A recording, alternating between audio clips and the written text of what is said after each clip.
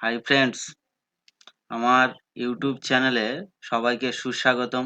আজকে আপনারা নিশ্চয়ই জানেন ভোটার লিস্টের খসড়া তালিকা বেরোনোর কথা ছিল, তো অলরেডি বেরিয়ে গেছে। তো আপনারা নিজেদের নাম কিভাবে দেখবেন সেটা আমি আপনাদেরকে দেখাচ্ছি। আপনারা ভিডিওটা প্রথম থেকে শেষ পর্যন্ত একটুখানি দেখুন। প্রথমে যে কোনো ব্রাউজার ওপেন করবেন। আমি ক্রোম ব্রাউজার নিয়েছি। এখানে আমি ইলেকশন কমিশনের যে ওয়েবসাইট ছিল voters.eci.gov.in, এটা ক্লিক করবেন। মোবাইল দিয়েও আপনারা এটা করতে পারেন। তো মোবাইল দিয়ে যখনই আপনারা এটা ক্লিক করবেন, এই ওয়েবসাইটটা যখনই সার্চ করবেন তখন কিন্তু অবশ্যই ডেস্কটপ মোডে নিয়ে নেবেন মোবাইল দিয়ে যখন করবেন। তারপরে আপনারা দেখতে পাবেন এইরকম একটা ইন্টারফেস খুলে যাবে যখনই সার্চ করবেন। করার পরে বাম দিকে লেখা আছে ফর্ম আর ডান দিকে লেখা আছে সার্ভিস। তো ফর্মের এখানে দেখবেন এগুলো তো কিছু করার দরকার নেই এখানে, কারণ যা আছে সবটাই হচ্ছে সার্ভিসের এখানে আছে। এখানে দেখুন প্রথমে যেটা আছে স্পেশাল ইন্টেনসিভ রিভিশন 2026, হ্যাঁ, ফিল ইনুমারেশন ফর্ম, যেটা এসআইআর করতে হবে সেটা এখান থেকে আমরা করছিলাম।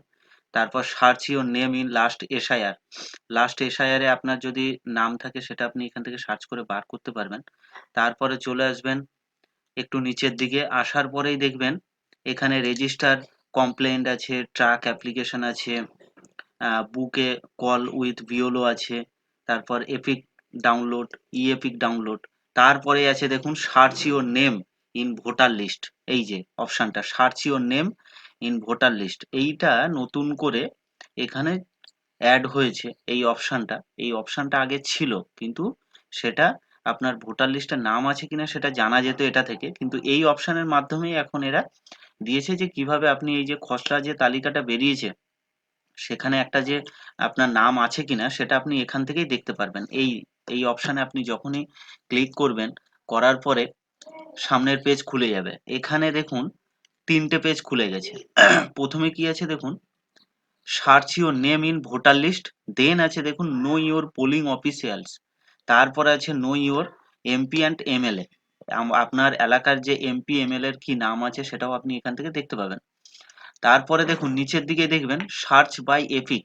এপিক নাম্বার দিয়ে আপনি সার্চ করে এটা নিজের নাম আপনি দেখতে পারেন যে তালিকাতে আছে কিনা। আবার সার্চ বাই ডিটেলস, ডিটেলসের মাধ্যমেও আপনি এটা দেখতে পারবেন। যদি আপনার এপিক নাম্বার মনে না থাকে তাহলে আপনি এখান দিয়ে চলে আসবেন। এখানে যখনই আমি ক্লিক করেছি দেখুন এই এতগুলো অপশন খুলে গেছে সার্চ বাই ডিটেলস। আবার যারা অনলাইনে ফর্ম ফিল আপ করেছে এসআইআর, তো তাদের ক্ষেত্রে তারা আরেকটা অপশন তাদের জন্য খুলে যাচ্ছে কি না, তারা মোবাইল নম্বর দিয়ে এখানে সার্চ করে দেখতে পারে ইন কেস তার যদি এপিক নাম্বার না মনে থাকে। তো ঠিক আছে, প্রথমে আমরা এপিক নাম্বার দিয়ে আমরা একটুখানি সার্চ করে দেখব। দেখুন এখানে আছে সিলেক্ট ল্যাঙ্গুয়েজ। যে 12টা কেন্দ্রশাসিত অঞ্চল এবং রাজ্য মিলে এসআইআর হচ্ছে, সেখানে যে ল্যাঙ্গুয়েজ গুলো আর কি তাদের চলে, বা যে যে স্টেটে যেমন ল্যাঙ্গুয়েজ সেই অনুযায়ী এখানে ল্যাঙ্গুয়েজটা আগে সিলেক্ট করে নিতে হবে। যেহেতু আমরা ওয়েস্ট বেঙ্গলে আছি, তো ওয়েস্ট বেঙ্গলের জন্য বাংলা আমরা সিলেক্ট করব। করলেই দেখবেন এখানে এপিক নাম্বার আছে। তো এইখানে এপিক নাম্বার আপনাকে দিতে লাগবে, এপিক নাম্বার দিতে হবে। এপিক নাম্বার দেওয়ার পরে, তো আমি প্রথমে আগে এপিক নাম্বার একটা দিয়ে দেবো। এপিক নাম্বার দেওয়া হয়ে গেলে তারপরে এখানে স্টেটটাকে সিলেক্ট করতে হবে যে আপনি কোন স্টেট থেকে আছেন। তো আমি ওয়েস্ট বেঙ্গল থেকে আছি, স্টেটটাকে সিলেক্ট করে নিলাম ওয়েস্ট বেঙ্গল। তারপরে এখানে ক্যাপচার কোড দিতে হবে। ক্যাপচার কোডটা আমি এখানে দেব, দিয়ে এখানে আমি সার্চ করব। সার্চ করার পরেই দেখবেন সার্চ রেজাল্ট, এখানে রেজাল্ট চলে আসবে।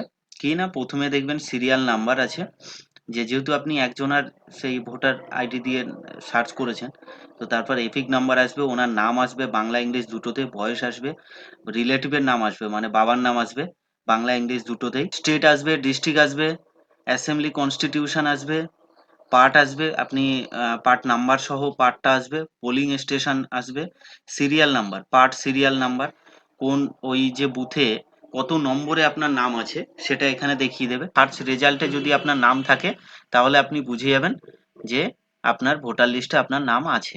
ঠিক আছে, এটা হচ্ছে সার্চ বাই ডিটেলস। এবার ফোন নাম্বার দিয়ে করতে গেলে ওই যারা অনলাইনে করেছে তারাই একমাত্র এটা দিয়ে করতে পারবে, দেখতে পারবে। তো আজকে ভিডিওটা এই পর্যন্ত।